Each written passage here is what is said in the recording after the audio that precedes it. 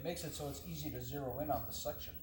So we're very happy to see on this that it's able to make white, the color white.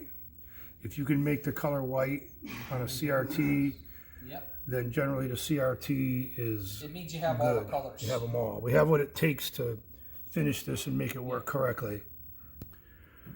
Good news here today at the Vintage Radio and Communications Museum of Connecticut. We are able to prove that the CRT in our RCA CT100 is in fact capable of producing a picture with all three colors. So we will now proceed with this project to get it into the condition it needs to be so that we can show people what the first color television that was made available to the public for resale looked like in 1954. Stay tuned.